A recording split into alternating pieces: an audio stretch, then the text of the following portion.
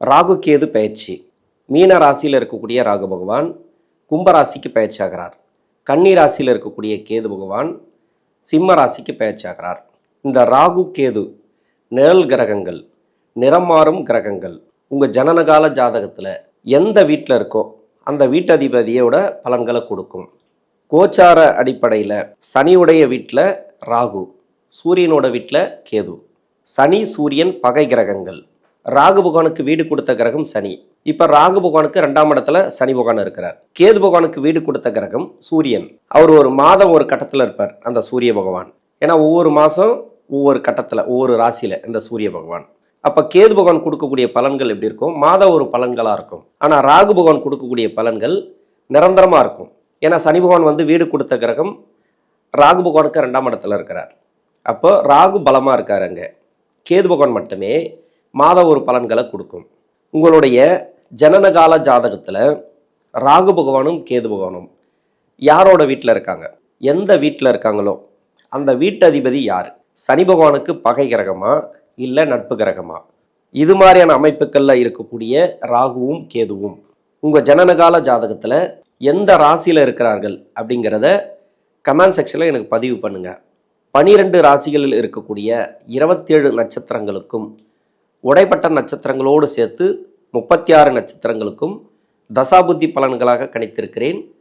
துலாம் ராசி விசாக நட்சத்திரம், இது குருவுடைய நட்சத்திரம். தசா காலங்கள் 16 வருடம். என்னோட கணக்குப்படி 11 வருடம் என்னோட தசாபுத்தி இருப்புக்கெல்லாம் நான் எடுத்துக்கிறேன். உங்கள் சுய ஜாதகத்தில் என்ன தசாபுத்தி இருப்பு இருக்கோ அதை நீங்கள் கணக்கில் வச்சிங்க. 11 வயசு வரைக்கும் குரு தசை நடப்பில் வந்தால் பிறகு 19 வருடங்கள் சனி தசை. 11 + 19 30 வயசு வரைக்கும் சனி தசை நடப்பில் வரும். 16 வயசுலேருந்து 20-21 வரைக்கும் இந்த துளாராசியில் இருக்கக்கூடிய விசாக நட்சத்திரக்காரர்களுக்கு படிக்கக்கூடிய காலத்தில் 5ஆம் இடத்துக்கு வரக்கூடிய ராகு, ராசிக்கு 11ஆம் இடத்துல இருக்கக்கூடிய கேது. இந்த 2 கிரக பயிற்சிகள் தசாபுதி ரீதியாக என்ன மாற்றங்களை கொடுக்கும்? இந்த துளாராசிக்கு சனி தசை, இந்த இளம் வயது காலகட்டத்தில் சனி தசை, அதுலேயும் விசாக நட்சத்திரக்காரர்களுக்கு வந்துச்சுனாக்கா மனசை நிறைய பாதிச்சிருக்கும். ஏன்னா துளாராசிக்கு யோக தசை தான் இல்லைன்னு சொல்ல, சின்ன வயசில் அந்தளவுக்கு யோகத்தை கொடுக்காது இந்த சனி பகவான். பின்னாடி வரக்கூடிய தசை இருக்கு இல்லையா, அதாவது 80 வயசுக்கு மேலே 75 வயசுக்கு மேலே ஒரு சனி தசை வருதுன்னா ஓரளவுக்கு உங்களை விட உங்களுடைய வாரிசுகளுக்கு சிறப்பான வளர்ச்சி, மன அமைதி அது மாதிரி கொடுத்துரும். ஆனால் சின்ன வயசில் வர சனி தசை மனசை கெடுக்கும். அந்த அளவுக்கு வளர்ச்சிகளை கொடுக்குமா அப்படின்னு கிடையாது, அதுக்காக கெடுபலன்களை கொடுக்காது. ஒரு சில பேருக்கு வந்து படிப்பு தடைப்பட்டு வேலைக்கு போயிருப்பாங்க, அவங்களாம் வந்து இப்போ படிப்பை தேடி வந்து படிக்கிறதுக்கான வாய்ப்பு. ஒரு சிலர் படிப்பு எடுக்க தேவையில்லாத ஒரு படிப்பை எடுத்து படிச்சிருப்பாங்க, அதுக்கு மாற்றக்கூடிய சூழ்நிலைகள், அதாவது காலேஜ் மாற்றி படிக்கிறது, அப்படி இல்லைனாக்கா ஒரு டிகிரி மாற்றி படிக்கிறது, இது மாதிரி மனக்குழப்பங்களை அதிகமாக கொடுத்துருக்கும் இந்த சனி தசையில். இது எல்லாமே மாறும். இப்போ எடுக்கக்கூடிய முடிவுகள், படிப்பு சார்ந்து எடுக்கக்கூடிய முடிவுகள் எல்லாமே வெற்றி வாய்ப்புகளை கொடுக்கும். 6ஆம் இடத்துல சனி இருக்குது, குரு பார்வை ராசிக்கு இருக்குது. குரு பார்வை ராசிக்கு இருந்தாலே நீங்கள் எடுக்கக்கூடிய முடிவுகள் தெளிவாக இருக்கும். அப்போ படிப்பு ரீதியாக உங்களுக்கு நல்ல ஒரு வளர்ச்சி. தசாபுத்தி என்ன வேணால் இருந்துட்டு போட்டோம். தசாபுத்தி ஏன்னா அப்பா அம்மாவுடைய அரவணைப்பில் இருக்கிற காலகட்டம் இது.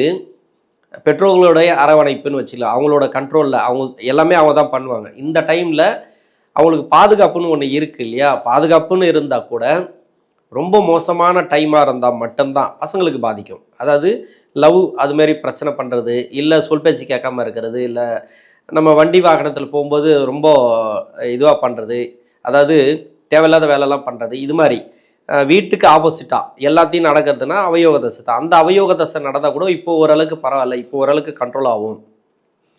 இப்போ பார்ட் டைமில் ஒர்க் பண்ணுறாங்க, அதாவது குடும்ப சுமை காரணமாக, அப்படி இல்லை இவங்க படிப்பு தேவைக்காக பார்ட் டைமில் ஒர்க் பண்ணுறவங்க, இல்லை படிப்பு முடிச்சுட்டு இப்போ பார்ட் டைமில் ஒர்க் பண்ணிட்டுருக்காங்க. ஒரு சில பேர் வேலை வாய்ப்புகள் அப்பப்போ மாறிட்டே இருந்தாலும் இப்போ வேலை வாய்ப்புகள் நிரந்தரமாக இருக்கும். நிரந்தரமான வேலை வாய்ப்பு, வேலையில் வந்து நல்ல ஒரு முன்னேற்றம், பொருளாதாரத்தில் நல்ல ஒரு வரவு அது மாதிரி கொடுத்துரும். 21 வயசுக்கு மேலே 30-31 வரைக்கும் இப்போ சனி தசை நடக்குது. என்னோட கணக்குப்படி நான் 30 வயசு வரைக்கும் எடுத்துருக்கிறேன். இப்போ சனி தசை நடக்குது. வெளிநாடு சம்மந்தப்பட்ட வேலை உங்களுக்கு வந்து அஷ்டம சனியோ 7ரை சனியோ கிடையாது அப்படின்றதுனால நல்லாவே இருக்கும் அப்படின்னு எடுத்துக்கலாம். 6ஆம் இடத்துல சனி, வெற்றி வாய்ப்புகள், வெளிநாடு சம்மந்தப்பட்ட வேலை. இப்போ 6ஆம் இடத்துலேருந்து 5ஆம் இடத்துக்கு குரு பார்வையோட ராகு வந்திருக்காப்புல.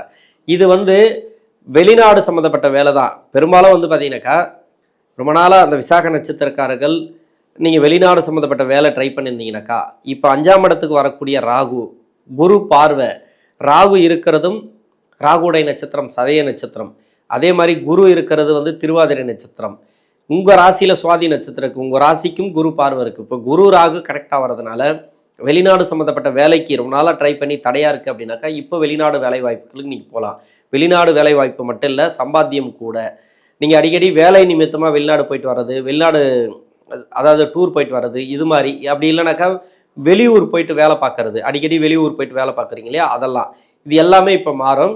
அதாவது நிரந்தர வேலை, ஒரு கிட்டவே ஒரு வேலை கிடைக்கிறது, இது எல்லாமே இந்த காலகட்டங்களில் நல்ல ஒரு முன்னேற்றங்கள் கொடுக்கும். வேலை ரீதியாக நல்ல ஒரு மாற்றம். திருமணத்துக்காக முயற்சி பண்ணுறீங்க, இப்போ திருமணத்தில் வந்து நிறைய தடைகளை கொடுத்துருக்கு சனி தசை. ஒரு சில பேர் பார்த்தீங்கன்னாக்கா சனி தசை ஃபுல்லாக திருமணமே கூடி வந்திருக்காது. 30 வயசு வரைக்கும் திருமணம் இல்லாமல் 31, 32, 33 தான் திருமணமே நடக்குது. அது மாதிரி அவயோக தசைகளாக இருந்துச்சுன்னா, ஏன்னா சனி பகவானை பொறுத்த வரைக்கும் முதல் 10 வருஷம் ஒரு பலன், அதாவது 9 வருடங்கள் ஒரு பலன், பின்னாடி வரக்கூடிய 10 வருடங்கள் ஒரு பலன். எந்த பகுதியில் இருப்பீங்கன்னு தெரியாது.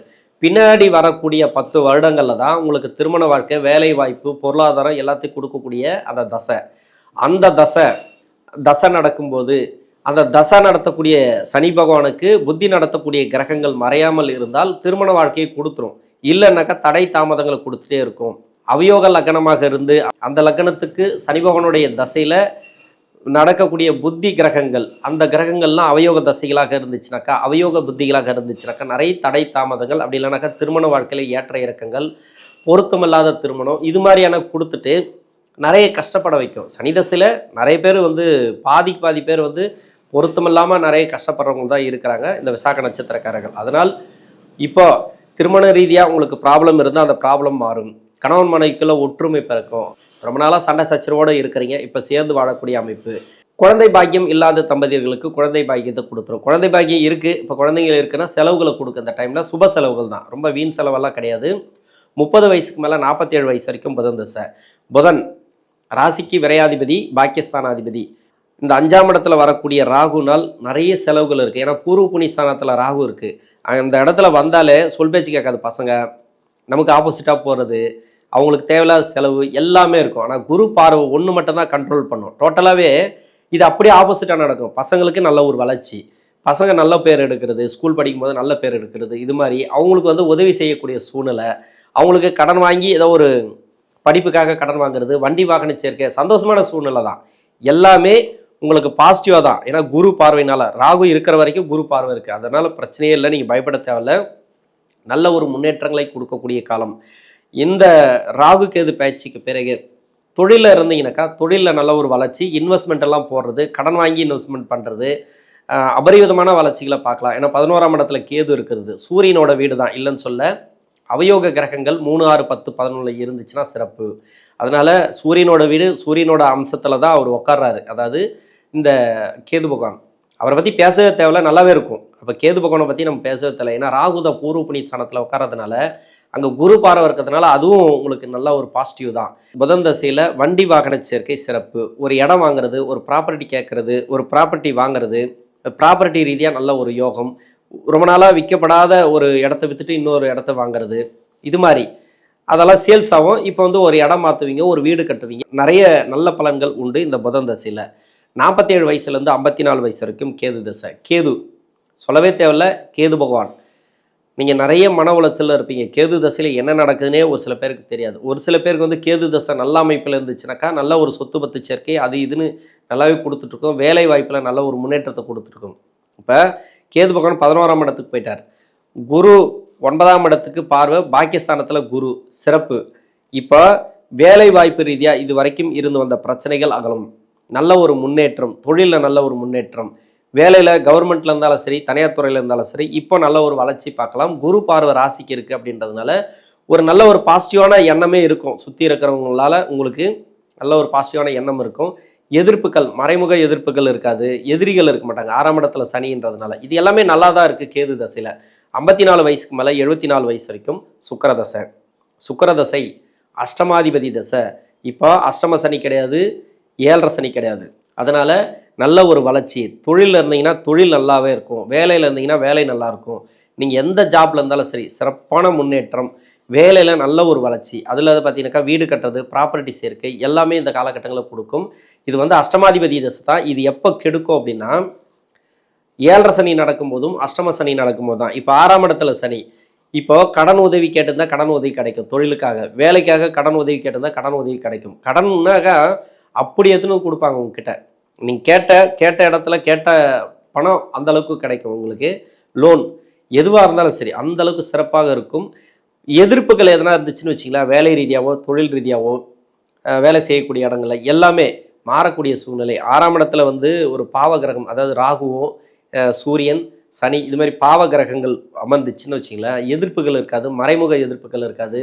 அது மட்டும் இல்லாமல் கவர்மெண்ட்டோட ஆதாயம் உங்களுக்கு கிடைக்கும். கவர்மெண்ட் சார்ந்து நீங்கள் முயற்சி பண்ணிங்கன்னா எதுவாக இருந்தாலும் வெற்றி. பசங்களுக்கு வந்து கவர்மெண்ட் வேலைக்காக நீங்கள் ட்ரை பண்ணுறீங்க அப்படின்னா இப்போ வெற்றி வாய்ப்புகளை கொடுக்கும். இந்த சுக்கிரதசையில் சுப விசேஷங்கள் அதிகமாக நடக்கும். குரு பார்வை சுப செலவுகளை அதிகமாக வைக்கும்.